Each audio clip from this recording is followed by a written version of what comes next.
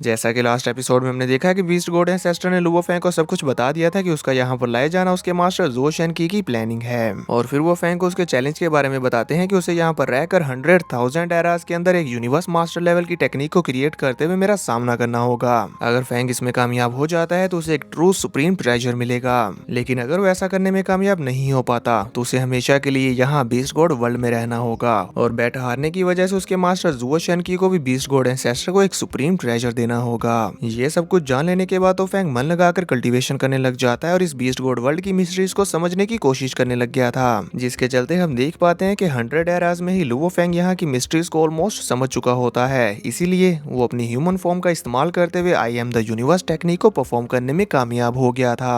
अब आगे इस एपिसोड की स्टार्टिंग भी होती है बिल्कुल उसी सीन से जहां पर लुओ फैंग अपनी ह्यूमन फॉर्म के साथ I am the universe technique को कंप्लीट हुआ देखकर काफी ज्यादा हैरान हो गया था और सरप्राइज भी नजर आ रहा होता है। वो बाता भी उसके साथ अपीयर हो जाती है और इस I am the universe technique को देखकर वो भी काफी ज्यादा हैरान हो रही थी और साथ ही खुश भी हो रही होती है। तो ये एक मिनिएचर यूनिवर्स है। अब फैंग कहता है, पहले मैं ये सोचकर परेशान हो रहा था कि अगर मैं इस टेक्निक को परफॉर्म करूंगा तो मेरी डिवाइन एनर्जी की कंजप्शन बहुत ज्यादा होगी, इसीलिए मैंने अपनी इस इनेट सीक्रेट टेक्निक को हासिल करने के बाद कभी भी यूज नहीं किया।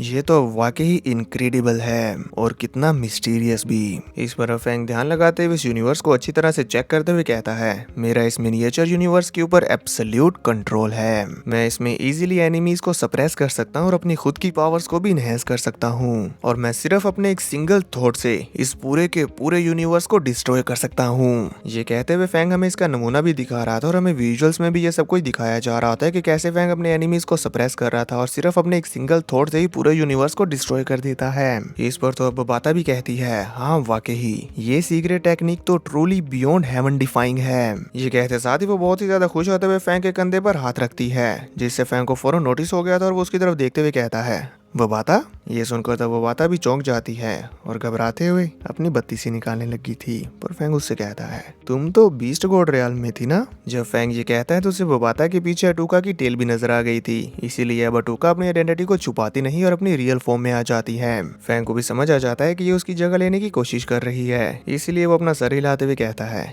ये भी ना। इसके बाद फिर फैंग उस पर ध्यान नहीं देता और अपनी इस क्रिएशन को देखते हुए कहता है, ये वाकई बहुत ब्यूटीफुल है। यहाँ पर बने हुए ये सीक्रेट पैटर्न्स इस पूरे मिनिएचर यूनिवर्स के ऑपरेशनल रूल्स हैं, इमेंस, कॉम्प्लेक्स एंड प्रिसाइज। तभी फिर फैंग को इन्हें देखते हुए कुछ रियलाइज होता है और वो कहता है, ये तो 64 बीस्ट गॉड स्टैचूज के सीक्रेट पैटर्न्स हैं। इससे अब फैंग सोचने लगता है और कहता है, तो यहाँ पर मौजूद ये सीक्रेट पैटर्न्स अभी एक दूसरे के साथ अच्छे से मर्ज नहीं है, पर फिर भी इन सब के मिलाने से ये एक इतनी ज्यादा पावरफुल टेक्निक बनी है। तो अब अगर मैं उन 64 बीस्ट गॉड स्टैचूज के ऊपर बने हुए पैटर्न्स को अच्छे से समझ लूं तो इससे तो एक बहुत ही ज्यादा पावरफुल सीक्रेट टेक्निक बनेगी। ये तो वाकई एक्स्ट्राऑर्डिनरी है। ये कहते हुए फैंग काफी ज्यादा खुश हो गया था। अब क्योंकि फैंग को समझ आ चुका है कि उसे क्या करना है, इसलिए वो इस काम में लग जाता है। तभी सीन कट हो जाता है और हमें दिखाया जाता है मास्टर ज़ो शेनकी को, जिन्हें के सिटिंग माउंटेन गेस्ट भी कहते हैं, और वो यहाँ पर वाकई एक माउंटेन के ऊपर बैठे हुए थे और बता रहे थे ग्रेट डिस्ट्रक्शन के एरा को गुजरे हुए काफी ज्यादा वक्त हो चुका है और वो एक्सट्रीमली मिस्टीरियस था, जिसे सिर्फ कुछ गिने चुने लोग ही जानते हैं। पर ग्रेट डिस्ट्रक्शन से पहले कुछ ऐसे कल्टीवेशन मेथड्स मौजूद थे जिनमें 64 सीक्रेट पैटर्न्स को एक कल्टीवेटर के लिए एज अ फाउंडेशन इस्तेमाल किया जाता है। इसी के साथ हमें दिखाया जाता है कि लुओ फैंग तो अपने पूरे फोकस के साथ यहाँ पर सीक्रेट पैटर्न्स को बनाने में लगा हुआ है, जो देखते हुए बीस्ट गॉड एंसेस्टर कहते हैं, यूं इस तरह से बार बार इन सीक्रेट पैटर्न्स को ड्रॉ करने का क्या मतलब है। ये तकरीबन 10,000 ईयर से यहाँ पर बैठा हुआ यही सब कर रहा है, पर अभी तक तो ये भी नहीं जानता होगा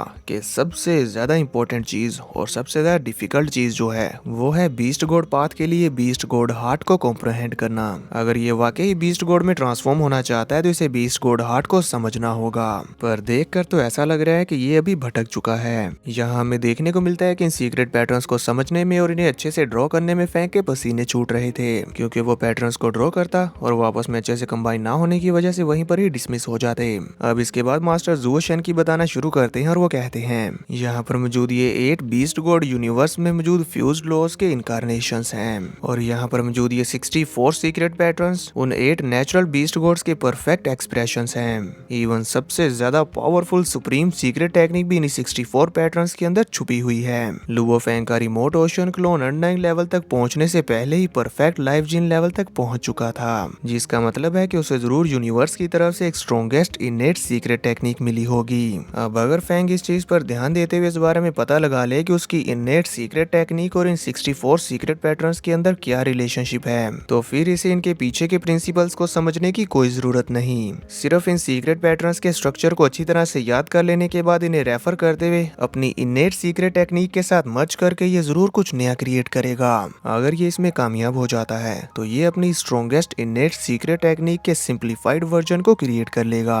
फेंग के लिए ये इम्पॉसिबल तो बिल्कुल भी नहीं है। इसी के साथ सीन कट हो जाता है। नेक्स्ट सीन में हमें बीस्ट वर्ल्ड का सीन दिखाया जाता है, जहाँ पर फेंग अपनी मूशा बॉडी के साथ इन सभी पैटर्न्स को समझ लेने के बाद कहता है सभी सीक्रेट पैटर्न्स को रिस्टोर करना बहुत ही ज्यादा डिफिकल्ट था, पर अब बस मुझे मेटल बीस्ट गॉड के 8 सीक्रेट पैटर्न्स को समझने पर फोकस करना है। ये कहते हुए फेंग एक बीस्ट गॉड के स्टैचू के होन पर बैठते हुए बहुत ही आराम से इन्हें स्टडी करने पर लग गया था, पर तभी अचानक से उसकी कॉन्शियसनेस कहीं और ही पहुंच जाती है, मानो कि जैसे अब फेंग एक बीस्ट गॉड बन चुका हो। और हमें विजुअल्स के थ्रू देखने को मिलता है कि वो बीस्ट गॉड स्टैचू अब जिंदा हो चुका है। फेंग उसे अपने हिसाब से यूज करने में कामयाब हो पा रहा था, इसलिए वो भी खुद को देखकर काफी हैरान हो रहा होता है। फेंग उन बीस्ट गॉड की पावर्स को फील करता है, उनकी बॉडी को यूज कर रहा था, पर तभी अचानक से वो एक जगह पर पहुंच जाता है जहां पर वो अपने मास्टर जेनियान के साथ ड्रिंक किया करता था। जैसे ही फेंग को यह एहसास होता है तो अचानक से ही उसे इन बीस्ट गॉड की कुछ ब्रूटल मेमोरीज देखने को मिलती है, जिसमें ये बीस्ट गॉड अपने सामने मिलियंस ऑफ पावरफुल वॉरियर्स का सामना कर रहे थे जो कि इन पर मल्टीपल्स अटैक कर रहे होते हैं। और इसी सीन से ही हमें अंदाजा हो जाता है कि ये ग्रेट डिस्ट्रक्शन का समय होगा, जब ये बीस्ट गॉड्स अपने पावरफुल एनिमीज का सामना करते हुए बुरी तरह से इंजर्ड होकर मारे गए थे। पर मरने से पहले इन्होंने अपने सामने मौजूद सभी एनिमीज को जलाकर खाक कर दिया था, उनमें से कोई भी जिंदा नहीं बचा। इधर अब जैसे ही बीस्ट गॉड की सांसें बंद होती हैं, फौरन से फेंग उनके होन के ऊपर जो कि लेटा लेटा सो गया था उसकी आंखें खुलती हैं और वो एकदम शौक में। फेंग के यहाँ पर पसीने छूटे हुए थे और वो कहता है ये अभी अभी मेरे साथ क्या हुआ। फेंग यहाँ पर गहरी गहरी सांसें लेते हुए खुद को संभाल ही रहा था कि तभी उसके सामने से एक बटरफ्लाई गुजरती है और फेंग को रियलाइज हो जाता है कि वो तो कुछ देर के लिए एक बीस्ट गॉड बन गया था। क्या इसका मतलब है कि मेरी कॉन्शियसनेस कुछ देर के लिए कहीं और ट्रैवल कर चुकी थी?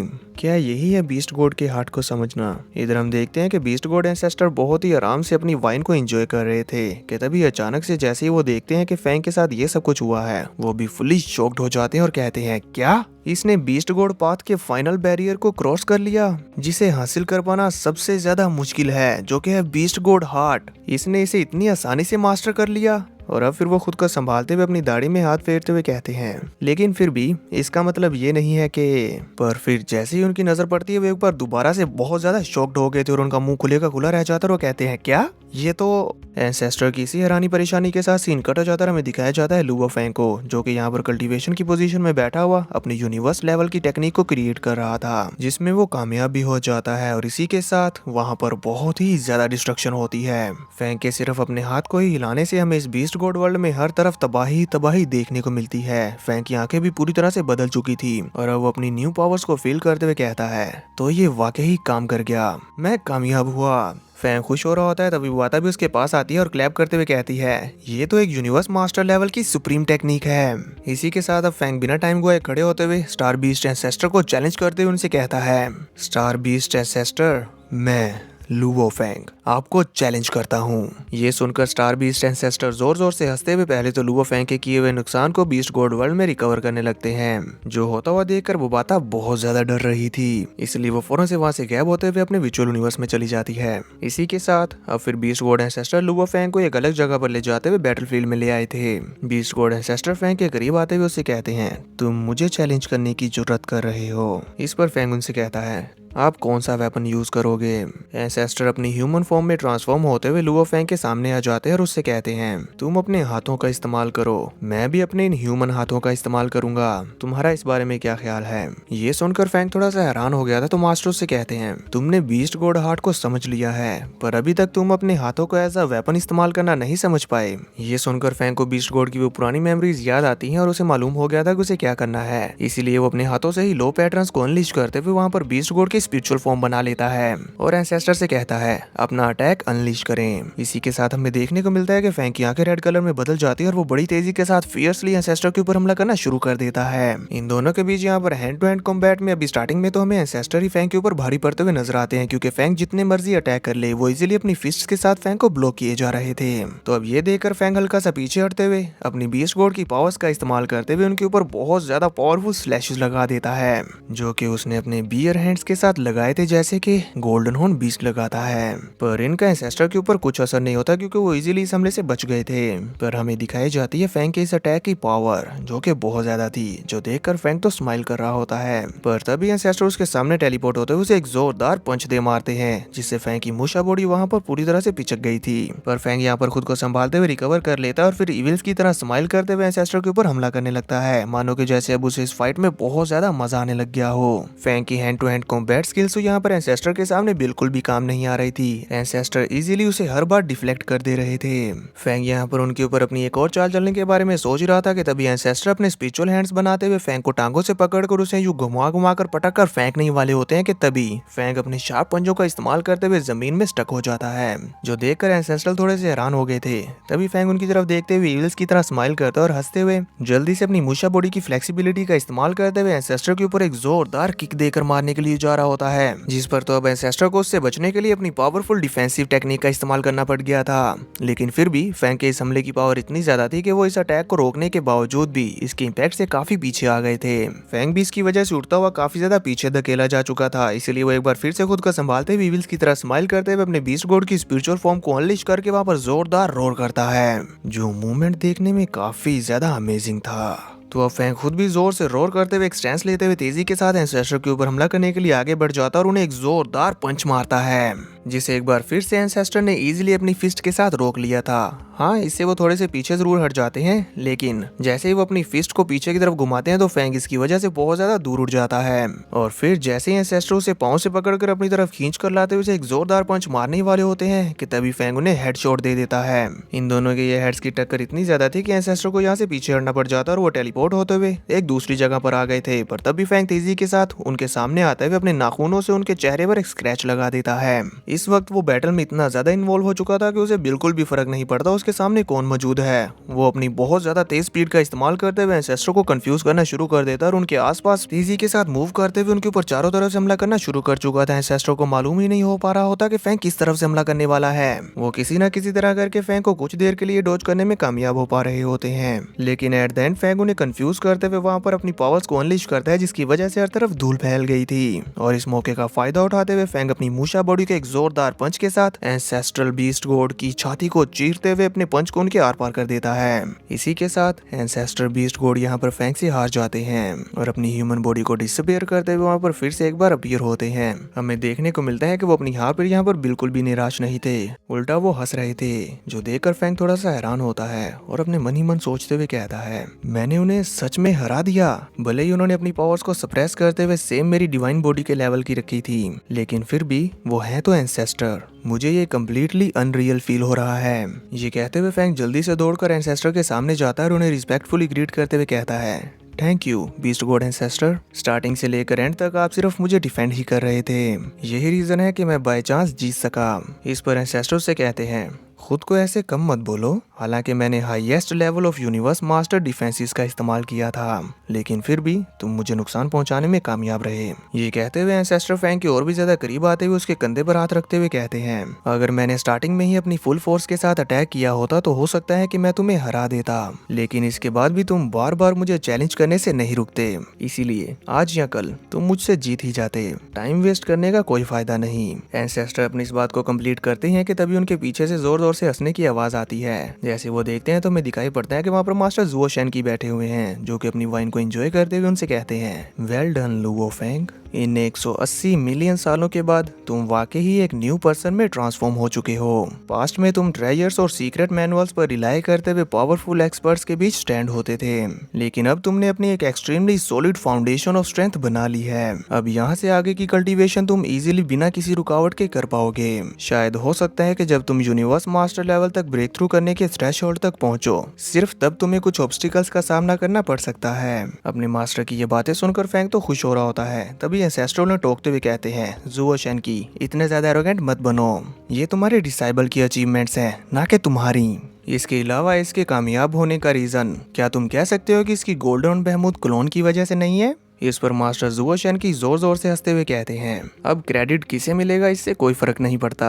ये कहते हुए एंसेस्टर के पास आ जाते हैं और उनसे कहते हैं, कहीं तुम हमारी बैट को भूले तो नहीं? तुम स्टार बीस्ट एंसेस्टर हो, one of the 9 super powers of the universe. मैं अभी भी तुम्हारी तरफ से ट्रेजर्स के सेट का इंतजार कर रहा हूँ। इस पर अब एंसेस्टर भी कहते हैं, हाँ, हार तो हार होती है और मुझे अपनी बात को पूरा करना होगा। इसी के साथ मास्टर वहां पर उन ट्रेजर्स के सेट को अपीयर करते हुए कहते हैं, लुओ फेंग, देखो ये है treasure set the beast God armour, जो कि 526 ट्रेजर्स को मिलाकर बनाया गया है। फेंग अपने सामने उन ट्रेजर्स के सेट को अपीयर होता हुआ देखकर कहता है, 526, ये तो मास्टर क्यूरियोसिटी लॉर्ड के 1000 ट्रेजर रिवर के साथ कंपेरेबल है, जो कि 1000 ट्रेजर्स को मिलाकर बनाया गया था। ट्रेजर सेट के कम्प्लीटली अपीयर हो जाने के बाद अब फेंग अपने मास्टर ज़ुओ शेनकी की तरफ देखता है, जिस पर वो हाँ में सर हिलाते हैं। तो अब फेंग भी अपनी गोल्डन हॉर्न बीस्ट बॉडी में ट्रांसफॉर्म होते हुए उन ट्रेजर्स की सेट की तरफ बढ़ना शुरू कर देता है। फेंग अपनी गोल्डन हॉर्न बीस्ट बॉडी को उन ट्रेजर्स के सेट के साथ मर्ज करने के लिए आगे बढ़ रहा होता है। तभी साथ ही साथ एंसेस्ट्रो से बता भी रहे थे, इस ट्रेजर सेट के अंदर 4 हाई लेवल सुप्रीम ट्रेजर्स और 1 टॉप ग्रेड सुप्रीम ट्रेजर है और बाकी सभी ऑर्डिनरी ट्रेजर्स हैं। इसके फैंग्स, हॉर्न्स और बॉडी स्केल्स सभी अलग अलग यूज किए जा सकते हैं, लेकिन जब इन्हें कंबाइन किया जाता है तो फिर ये एक सिंगल एंटिटी में फ्यूज हो जाते हैं और फॉर्मिडेबल पावर देते हैं। ये बीस्ट गॉड पाथ कल्टीवेटर के लिए बहुत ही ज्यादा सूटेबल है। इसी के साथ हमें देखने को मिलता है कि फैंग की गोल्डन हॉर्न बीस्ट बॉडी उस ट्रेजर सेट के साथ मर्ज होना शुरू हो चुकी थी और एक बार फिर से उसकी अपीयरेंस यहाँ पर फुली चेंज हो जाती है। इसकी ये न्यू लुक तो पहले से भी कहीं ज्यादा डेंजरस लग रही है। फैंग अपनी न्यू पावर्स को देखते हुए कहता है, ये एब्सोल्युटली परफेक्ट है। और फिर वो अपने इस आर्मर सेट को टेस्ट करने के लिए चला जाता और वहाँ पर स्मूथली फ्लाई करने लग गया था, जो देखकर उसके बाकी गोल्डन हॉर्न बीस्ट फ्रेंड्स भी उसे फॉलो करने लगते हैं और यहाँ पर ये सभी एक ग्रुप में फ्लाई कर रहे थे। एंसेस्टर और मास्टर ज़ुओ शेनकी भी ये सब कुछ होता हुआ देख रहे होते हैं। एंसेस्टर तो यहाँ पर काफी ज्यादा खुश नजर आ रहे थे। तो फिर मास्टर ज़ुओ शेनकी वहाँ से जाते हुए कहते हैं, तुम्हें इतने सालों तक तंग करने के बाद अब हमें यहाँ से जाना होगा। फिर वो लुओ फेंग को भी वापस बुला लेते हैं। अब फेंग अपनी मूछा बॉडी में ट्रांसफॉर्म होते हुए एंसेस्टर को ग्रीट करते हुए वहाँ से जाने लग गया था। तभी एंसेस्टर कहते हैं, इतनी जल्दी भी मत करो। इस पर मास्टर उनसे कहते हैं, क्या कुछ और भी है जो तुम कहना चाहते हो? इस पर एंसेस्टर लुओ फेंग को अपने साथ टेलीपोर्ट करके कहीं और ले जाते हुए मास्टर से कहते हैं, इससे तुम्हारा कुछ लेना देना नहीं है। मास्टर को भी अंदाजा हो गया था कि एंसेस्टर भी क्या करने वाले हैं। इसी के साथ सीन कट होता है। नेक्स्ट सीन में दिखाया जाता है कि एंसेस्टर फेंग को अपने साथ एक और जगह पर ले आए हैं और यहाँ वो फेंग की तरफ देखते हुए स्माइल किए जा रहे थे, जो देखकर फेंग को थोड़ा सा अजीब लगता है। इसीलिए वो एक बार फिर से उन्हें रिस्पेक्टफुली ग्रीट करते हुए उसे गिफ्ट देने के लिए उनका शुक्रिया अदा करता है। इस पर एंसेस्टर उससे कहते हैं, लुओ फेंग, हमारी स्पेस बीस्ट अलायंस में हायर क्वालिटी के रिसोर्सेज हैं और बेटर डेवलपमेंट अपॉर्चुनिटीज हैं। क्या तुमने कभी ह्यूमन रेस को छोड़ने के बारे में सोचा है? इस पर तो फेंग फौरन ही ना में सर हिलाते हुए बोल देता है, नहीं। मास्टर थोड़ी देर तक सोचते हैं और फिर हंसते हुए कहते हैं, मैं समझ सकता हूँ, तुम्हारा कल्टीवेशन टाइम अभी काफी छोटा है और तुम्हारी फैमिली और फ्रेंड्स सभी वहाँ पर हैं। तुम्हारा दिल अभी भी उनके साथ जुड़ा हुआ है। और अब फिर एंसेस्टर फेंग को एक और ऑप्शन देते हैं और उससे कहते हैं, अगर मैं तुमसे कहूँ कि तुम अपने गोल्डन हॉर्न बीस्ट क्लोन को मेरी स्टार बीस्ट अलायंस ज्वाइन करने दो, इससे तुम्हारा ह्यूमन रेस का स्टेटस भी इफेक्ट नहीं होगा और तुम्हारी सपोर्ट में तुम्हारे पास एक और पावरफुल फैक्शन भी आ जाएगा। तुम इस बारे में क्या सोचते हो? जिस पर फेंग कहता है, ऑफ कोर्स, ऐसा करने से मेरी रिस्पॉन्सिबिलिटीज और भी बढ़ जाएंगी। एंसेस्टर कहते हैं, अलायंस तुम्हें असिस्टेंस प्रोवाइड करेगी तो नेचुरली तुम्हें भी इन रिटर्न कुछ ड्यूटीज तो निभानी होंगी। इस पर फेंग थोड़ी देर तक सोचने के बाद कहता है, नो प्रॉब्लम, मैं सभी जिम्मेदारियों को उठाने के लिए तैयार हूँ। ये सुनकर एंसेस्टर, जो कि पहले काफी ज्यादा सीरियस नजर आ रहे थे, वो बहुत ही ज्यादा खुश हो जाते हैं और जोर जोर से कह के लगाकर हंसने लगते हैं। और फिर वो खुशी के मारे अपनी रियल फॉर्म में ट्रांसफॉर्म होते हुए अभी भी जोर जोर से हंसे जा रहे थे, जो देखकर मास्टर ज़ुओ शेनकी उनसे कहते हैं, स्टार बीस्ट एंसेस्टर, आपके एक्सप्रेशंस को देखकर ऐसा लगता है कि आप कामयाब रहे। तुम्हारे सेक्ट को ज्वाइन करने से अब मेरे डिसाइबल को क्या बेनिफिट्स मिलेंगे? जितना मैं जानता हूँ तो जब भी कोई न्यू टैलेंट रेस में इमर्ज होता है तो उसे रेस की तरफ से सुप्रीम ट्रेजर पास डाउन किया जाता है। इस पर तो अब एंसेस्टर थोड़ा सा सोचते हुए कहते हैं, पहले। तभी मास्टर कहते हैं, बीस्ट गॉड आर्मर के बारे में कुछ मत कहना, वो तो तुम बैट में हारे थे, वो तुमने लुवो फैंग को अलायंस की तरफ से नहीं दिया। ये सुनकर एंसेस्टर को भी समझ आ जाएगा कि ये बूढ़ा हुआ ऐसे नहीं मानने वाला, इसलिए जो कहता है ठीक है तुम ओल्ड मैन, तुम्हें तो बार्गेन करना बहुत अच्छे से आता है। इन दोनों का ये फनी सीन देखकर फैंग तो काफी ज्यादा खुश हो रहा होता है। तभी इधर मास्टर उनसे कहते हैं, मेरे डिसाइबल का तुम्हारी स्टार बीस्ट अलायंस को ज्वाइन करना तुम्हारे लिए ब्लेसिंग है। इस पर एंसेस्टर उनसे कहते हैं, तुमने उसके मास्टर के तौर पर भी उसे इतना कुछ नहीं दिया होगा। इस पर मास्टर से कहते हैं, रिलैक्स, जो मैंने उसे दिया है वो डेफिनेटली तुमसे तो कहीं ज्यादा बेहतर है। इस पर एंसेस्टर से कहते हैं, तो फिर ठीक है, मैं इसे इसकी ह्यूमन बॉडी के लिए एक high level close combat weapon देता हूँ। ये कहते हुए एंसेस्टर ने फैंग को वो ट्रेजर दे दिया था, पर हमें यहाँ पर वो सीन नहीं दिखाया जाता। इसी के साथ व्यू कट होता हमें देखने को मिलता है कि फैंग अपने डिवाइन किंगडम में पहुंच चुका होता है, जहाँ पर आते साथ ही वो वाता सबसे पहले तो अटूका को पीटना शुरू कर देती है और उससे कहती है, रुक जा, तुझे तो मैं बताती हूँ। और फिर वो उसकी जोर जोर से बहुत ज्यादा धुलाई करती है। फैंग उन पर ध्यान नहीं देता और अपने न्यू वेपन को टेस्ट करना शुरू कर देता है और साथ ही साथ हमें बताता भी है, स्टार बीस्ट एंसेस्टर से ये मून स्लेइंग ब्लेड लेने के बाद मैं अपने मास्टर के साथ ओरिजिनल यूनिवर्स में वापस आ गया। इसी के साथ फिर हमें पास्ट का वो सीन दिखाया जाता है जहाँ पर फैंग अपने मास्टर के साथ यूनिवर्स में वापस आया था। मास्टर जब फैंग को यहाँ पर छोड़कर जा रहे थे तो जाने से पहले वो फैंग को एक डिवाइस देते हुए उसे कहते हैं, अगर तुम मुझसे कॉन्टेक्ट करना चाहो तो अपनी कॉन्शियसनेस इसके अंदर भेजते हुए एक मैसेज छोड़ देना, मैं इंस्टेंटली वो मैसेज रिसीव कर लूंगा। अब फिर हम प्रेजेंट में वापस लौट आते हैं जहाँ पर फैंग हमें बताता है, अब कल्टीवेशन करने के बाद मेरी golden beast body perfect divine body level तक पहुंच चुकी है और अब प्रीमोडियल स्टार में वापस लौटने के लिए मैंने हर एक चीज रेडी कर ली है। अब फिर नेक्स्ट सीन हमें दिखाया जाता है होंग अलायंस का, जहां पर फैंग अपने फ्रेंड ब्लड विंग के साथ बैठकर वाइन एंजॉय कर रहा था। यहाँ पर हम कुछ लोगों को बातें करते हुए सुन पाते हैं जो बोल रहे थे, इससे कोई फर्क नहीं पड़ता कि क्या हुआ है, इसे प्रीमोडियल स्टार में जाना ही होगा। 2 एरास गुजर चुके हैं लेकिन ये एक बार भी वहाँ पर इंटर नहीं हुआ। जिस पर एक दूसरी वॉरियर कहती है, शायद हो सकता है कि ये वहाँ पर जाने से डरता है, उसके पास कितने सारे ट्रेजर्स हैं और ये काफी ज्यादा फेमस भी है। जैसे ही ये वहाँ पर इंटर होगा यकीनन बहुत सारे फैक्शंस एक साथ मिलते हुए इसके ऊपर हमला करके इसे जान से मार डालेंगे। वो कोई बेवकूफ तो नहीं है जो ऐसा होने दे। फैंग उनकी ये सारी बातें सुन पा रहा था, इसीलिए वो अपने मन ही मन सोचते हुए कहता है, अगर मैं अपनी ह्यूमन आइडेंटिटी के साथ प्रीमोडियल स्टार में इंटर होऊंगा तो यकीनन वहाँ पर इससे और भी ज्यादा ब्रूटल बैटल्स होंगी। यहाँ पर मौजूद हर कोई ये बोल रहा है कि मैं वहाँ पर जाने से डरता हूँ। However, मैं भी एग्जैक्टली यही चाहता हूँ कि वो लोग ये सोचें। इसी के साथ फैंग हमें यहाँ पर अपने न्यू आर्मर और स्वॉर्ड को वेयर अप करता हुआ दिखाया जाता है और उसकी लुक क्या अमेजिंग लग रही थी। जैसे ही फैंग यहाँ पर कुछ कदम चलता है तो उसके चलने से ही वहाँ पर पूरी जमीन डिस्ट्रॉय हो रही होती है और ये काफी एपिक नजारा बन रहा था। उसकी ये न्यू लुक तो सच में कमाल की है, अब तक की सभी लुक्स से कहीं ज्यादा बेहतर। फर्स्ट में को जो न्यू मूवी आ रही है उसमें फैंग की लुक यही रहेगी और वहाँ पर क्या पावरफुल एनिमीज होने वाले हैं ये हम ट्रेलर्स में देख ही चुके हैं। और हाँ दोस्तों, मूवी रिलीज डेट है May 1, जिसे मैं अपनी पूरी कोशिश करूंगा कि मैं टाइम पे एक्सप्लेन करके अपलोड कर दूं। आप लोग उस मूवी को देखने के लिए कितने ज्यादा एक्साइटेड है मुझे कमेंट्स में बताना मत भूलना। तो मिलते हैं नेक्स्ट एपिसोड में, जो कि मैं 1-2 दिन में अपलोड कर दूंगा।